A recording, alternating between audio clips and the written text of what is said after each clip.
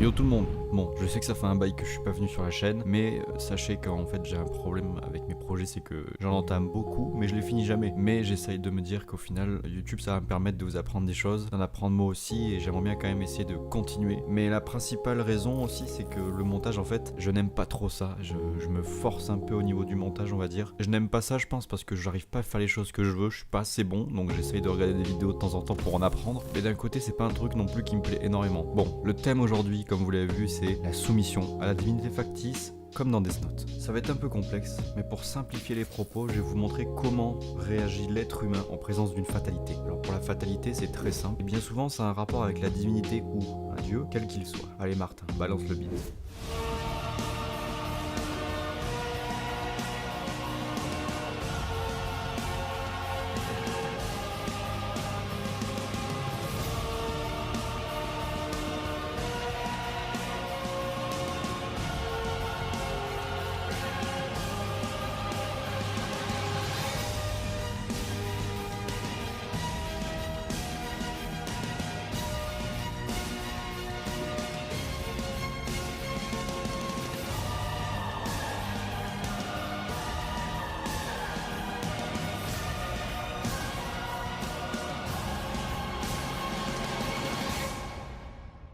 Avant de vous dévoiler le contenu d'aujourd'hui, je vais vous faire un résumé de Death Note. Je vais parler principalement de l'animé, parce que je n'ai pas lu le manga. Le héros qui s'appelle Light est un fils de policier. Et dans le premier épisode, un cahier tombe du ciel. Alors, comme n'importe qui, il le ramasse. Ah oui, non mais... Après, voilà, cherchez pas les gars. Après avoir survolé les pages dont il y a marqué les règles dedans, il en retire 3-4 choses importantes. La première est de visualiser le visage de la personne en écrivant le nom, sinon cela ne marche pas. En second plan, si on n'écrit pas la situation de la mort, l'individu meurt dans les prochaines secondes du crise cardiaque. Mais le plus intéressant, c'est qu'on peut décrire sa mort pendant les 6 minutes qui suivent, et il mourra dans les 40 secondes, sauf indication de l'heure et du jour. Et bien sûr, ce cahier appartient à un dieu de la mort qui s'ennuyait de la balancer dans le cahier du monde des humains. Mais bon, après ça, franchement, ça arrive souvent, je tiens à vous dire. Super l'occupation du mec en tout cas. Bref, bon, pour le développement, c'est fini. La partie intéressante de la vidéo va arriver. Pour que ce soit plus clair, j'ai divisé l'aspect en 3 parties. La partie criminelle et population, ensemble bien sûr. Ensuite, la partie de la police. Et pour finir, Kira. Alors, qui est Kira ? Kira, c'est tout simplement Light. C'est un nom qui s'est donné lui-même pour ne pas être repéré par la police, bien sûr. Donc voici la partie sur les criminels et la population. À l'apparition des morts des criminels, cela n'affola personne. C'est quand les morts se succèdent que les criminels perdent les pédales.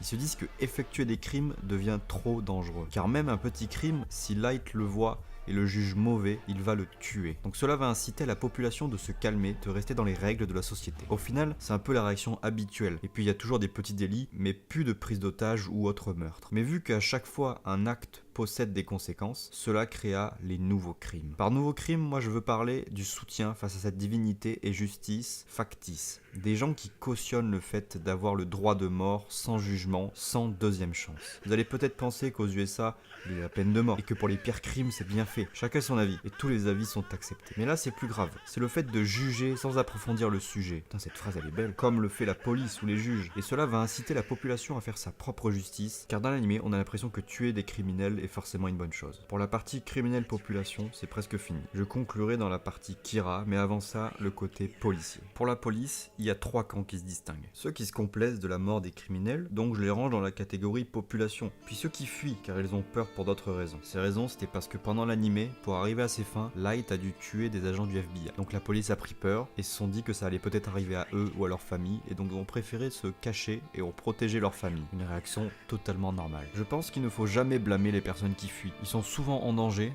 même plus que les gens qui jugent, ils essayent seulement de survivre et de faire survivre leurs proches. Ne blâmez jamais quelqu'un qui fuit face à une horrible chose. Surtout si vous n'avez rien vécu de pareil, car si ça se trouve, vous auriez fait la même chose. Et les derniers, ce sont les plus importants, les plus intéressants à étudier, ce sont ceux qui se battent contre Kira. C'est ceux-là qui me plaisent le plus, car ils défendent un système où là aussi, une personne peut avoir le droit de vie ou de mort. Je trouve ça beau et paradoxal en même temps de donner le bon rôle à la police dans cet animé, car chacun des deux camps défendent leurs valeurs. Très ancienne pour la police et très fraîche pour Kira. Mais laquelle est juste ? Je dirais aucune. Cela va peut-être vous paraître anarchiste ou autre, mais je ne suis pas. Je construis mon raisonnement par des idées que je puise un peu partout dans toutes les parties. Je trouve cela difficile d'avoir l'autorisation d'effectuer du mal sur un autre être humain. Normalement, à part physiquement pour X raisons, on n'a pas le droit d'être dominé. Mais moralement, sociétalement, juridiquement, toutes les choses créées par l'homme, il ne devrait pas y avoir de hiérarchie et d'aspect de domination. Qu'est-ce qui empêche un enfant de frapper un président? Les lois, le respect moral, la soumission, un peu. Et qu'est-ce qui empêche un président de juger et donc de frapper, moralement bien sûr, un enfant? Les lois peut-être, si ça ne va jamais trop loin, mais il n'y a pas grand-chose d'autre. Alors il faudrait créer peut-être une hiérarchie saine, de confiance. Et le problème aussi, c'est qu'une hiérarchie saine pour 7 milliards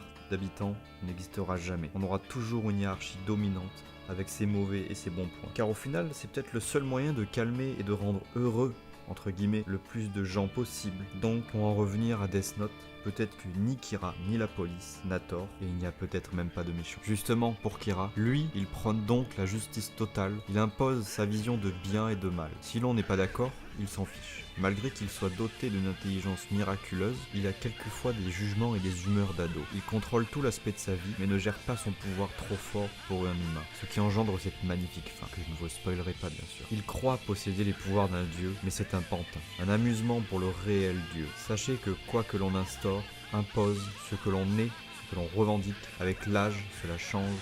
Alors certes, cela peut prendre des milliards d'années, mais rien n'est éternel, sauf la mort. Et sachez que même une divinité, même factice ou non, peut mourir, du moins dans la pensée humaine, car elle est instable et infiniment inexplicable. Donc une divinité factice, c'est le fait de contrôler les gens, en inculquant les idées pour qu'elles soient normales entre guillemets, et que l'on les utilise pour être bon. Je vais devenir ça quand on m'a ordonné de l'être, et que c'est bien pour moi. Cela ne vous rappelle-t-il pas une société? Quelle est votre pensée et votre place dedans? Voilà, c'était assez dur de vous parler de ça, car c'est très divers comme sujet. Cela dépendra toujours de la vie des gens, mais j'espère vous en avoir appris un peu plus sur le mien. Alors je vous dis à bientôt, pour en apprendre et m'en apprendre davantage. Allez, ciao.